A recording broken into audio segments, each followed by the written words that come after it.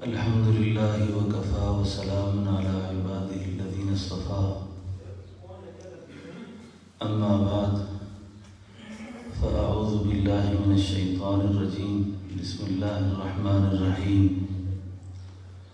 ولا تكونوا كالذين نسوا الله فأنساهم أنفسهم أولئك هم الفاسقون آمنت بالله صدق الله مولانا العظيم إن الله وملائكته يصلون على النبي يا أيها الذين آمنوا صلوا عليه وسلموا تسليما اللهم صل على روح محمد في الأرواح اللهم صل على جسد محمد في الأجساد اللهم صل على قبر محمد في القبور واجب الاحترام معزز علماء کرام، آج مجھے خانوادہ درخواستی کے عظیم چشم و چراغ حضرت مفتی محمد زبیر صاحب درخواستی دامت برکاتہم العالیہ کی بالخلوص دعوت پر اس مرکز میں حاضری ہو رہی ہے اور مخاطب مجمع میں کسی تعداد علماء اور طلباء کی ہے جن میں بات کرنا ایک صبر آزما جسارت معلوم ہوتی ہے، لیکن حکم کی تعمیل میں عظمت قرآن، فضیلت قرآن کا جو باب ہے وہ تو بہت بڑا باب ہے، اور اس باب پر بہت سنتے رہتے ہیں، بہت باتیں ہوتی رہتی ہیں۔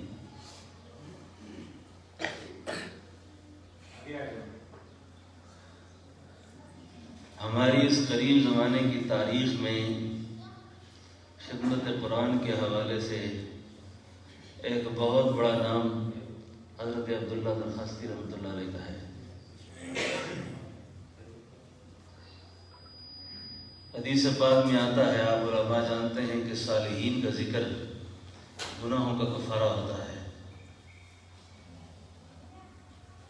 اللہ والوں کا ذکر چھڑ جائے تو وہ مجلس اس پر رحمت متوجہ ہو جاتی ہے۔ میں نے عرض کیا کہ رحمت متوجہ ہوتی ہے، کیوں ہوتی ہے؟ رحمت متوجہ اس واسطے ہوتی ہے کہ جس کے وجود کے ساتھ عالم ناسوت یہ دنیا جو ہے وہ اپنے ساتھ لے کر نہیں گئے ہوتے، وہ اللہ کی محبت لے کر گئے ہوتے ہیں۔ جب تک وہ دنیا میں زندہ رہتے ہیں تب بھی رحمت رہتی ہے ان کے ساتھ، جب وہ دنیا سے رخصت ہوتے ہیں تو بھی رحمت ان کے ساتھ رہتی ہے۔ تو ان کی حقیقت کے ساتھ جو رحمت کا تعلق ہوتا ہے وہ رحمت مجلس پر برت جاتی ہے، کیونکہ انہوں نے اپنے پیچھے ایسے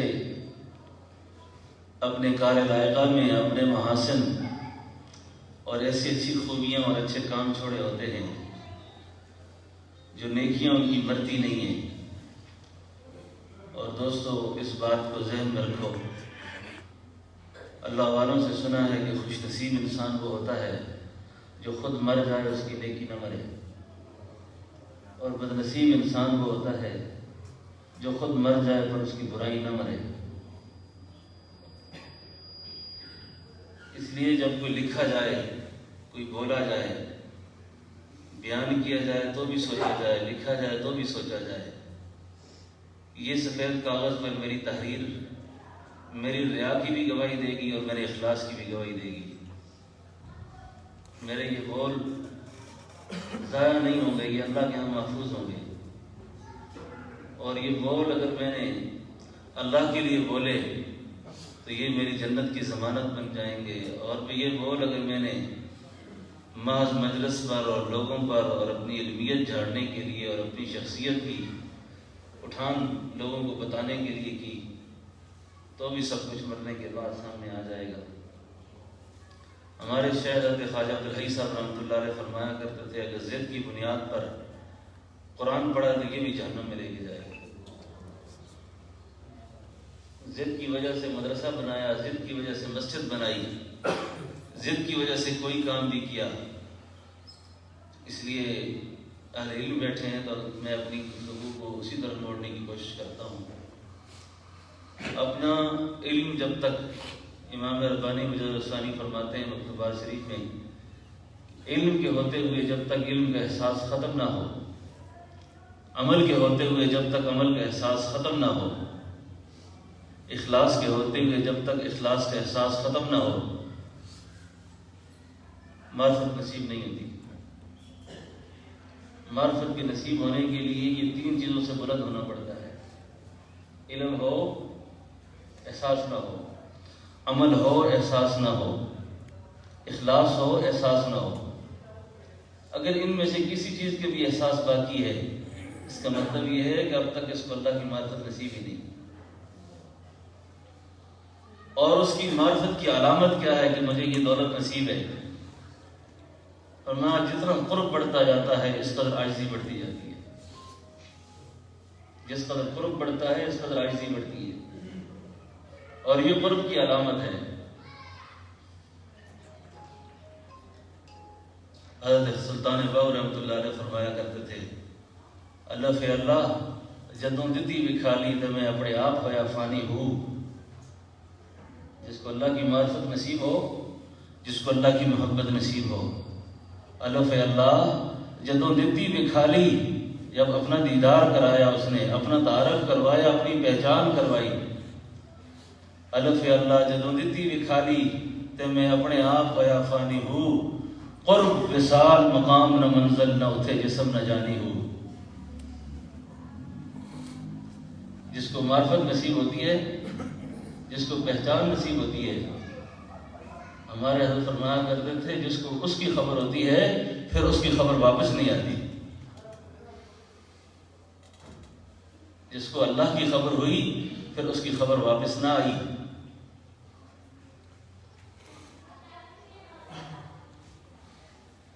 سمجھ آ رہی ہے نا آپ کو؟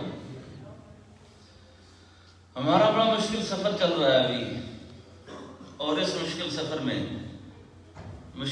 میں بڑے مشکل حالات پیش آنے والے ہیں، بڑے مشکل حالات پیش آنے والے ہیں۔ ان مشکل حالات کی تیاری اور سنبھلنے کا موقع یہ کھلی آنکھوں کے ساتھ ہے، کھلی آنکھوں کے ساتھ ہے۔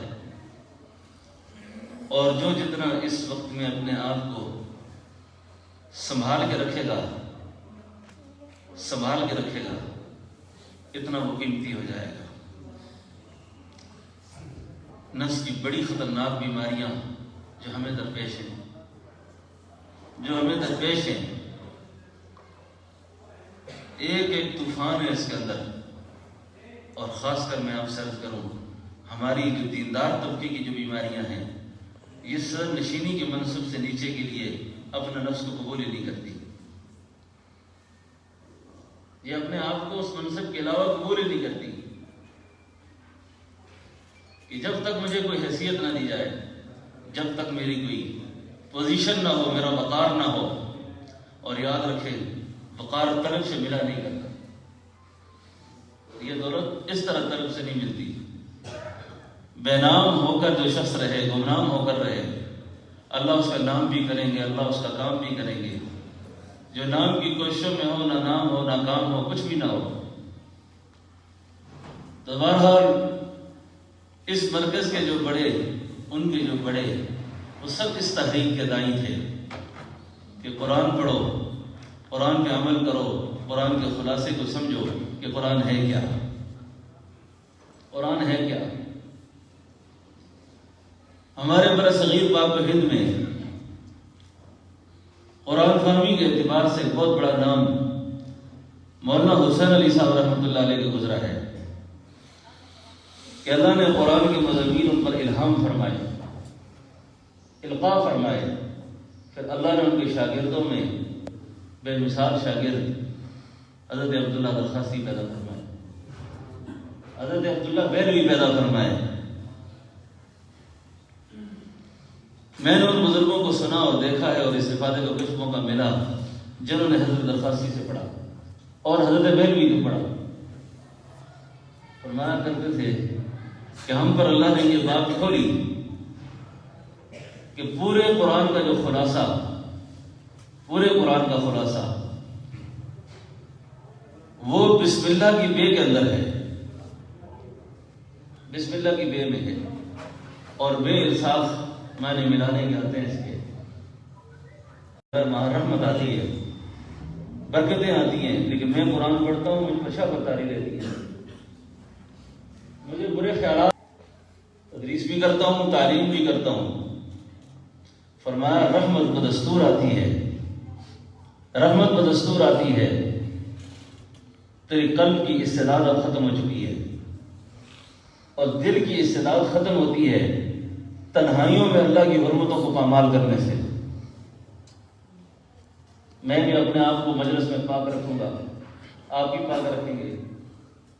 ہمارے قرب کا، ہمارے تعلق کا پتہ تنہائی میں چلتا ہے، اور جس شخص کی تنہائی پاک نہ ہوگی اس کو تعلق باللہ نصیب نہ ہوگا. اور آج کے اس فتنے کے دور میں جیسے حدیث پاک میں آتا ہے کہ ایک شخص تہامہ پہاڑ جتنی نیکیاں کرتا ہے اور اللہ کی بارگاہ میں حاضر ہوتا ہے اور خالی ہاتھ ہوتا ہے. صحابی پوچھتے حضور مفہوم عرض کرتا ہوں یہ بدنصیبی کیسے آئی ہوگی حصے میں؟ فرمایا وہ تنہائیوں میں اللہ کی حرمتوں کو پامال کرتے تھے. آج علماء، صلحاء، قرات، دیندار طبقہ اپنا باطن کا معیار چیک کرنا ہو تو تنہائی دیکھا کرو، اپنی تنہائی دیکھا کرو. عوام سے گلے نہ کرو،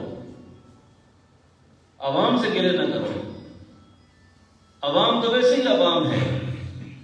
جس وقت قوم کے مقتدا اور قوم کے پیشوا اور قوم کے رہبر، قوم کے رہنما، ان کی تنہائیاں پاک نہیں اور وہ مسلح پہ کھڑے ہوتے ہیں، لوگوں کے دلوں میں محبت زور سے نہیں ڈالی جاتی. زوروں سے محبت کوئی نہیں ڈال سکتا. محبت ڈالنے والے اللہ ہیں. ہم اس کے لیے مصنوعی بورڈ بناؤ، مصنوعی اشتہار چھاپو، اخباروں میں نام دے دو، میں یہ اتنا بڑا حضرت، اتنا بڑا علامہ تھا، فلانا تھا، یہ تھا وہ. جب تک اندر کا تعلق اللہ سے نہیں ہوگا اللہ پاک دنیا والوں کے دلوں سے محبت کو اٹھا دیں گے. اور دنیا والوں کے دلوں میں جو محبت پیدا ہوتی ہے، دنیا والوں کے دلوں میں جو محبت پیدا ہوتی ہے وہ اس کا بہت بڑا تعلق اللہ دیکھتے ہیں کہ اس کی تنہائی کیسی ہے. یہ کہاں ہوتا ہے؟ جب کوئی نہیں ہوتا اس کے پاس. اپنے آپ کو چیک کرنے کا معیار یہی ہے، آپ تنہائی میں جس کے ہیں آپ اسی کے ہیں. بس اب تنہائی میں جس کے ہیں آپ اسی کے ہیں.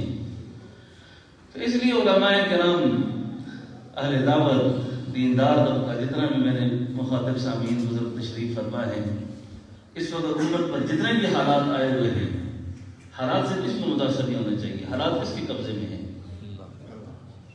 نہ کوئی مدارس میں ڈال سکتا ہے، نہ کوئی خانقاہیں ہٹا سکتا ہے، نہ کوئی مراکز کو چھیڑ سکتا ہے. بھائی تم اللہ کے ہو، ڈرتے کیوں ہو؟ پھڑ تلوار فنا دی اجرج آجا بیغم ہو گئے. سنتا ہے لوگ کہتے ہیں پھڑ تلوار فنا دی اجرج آجا بیغم ہو گئے.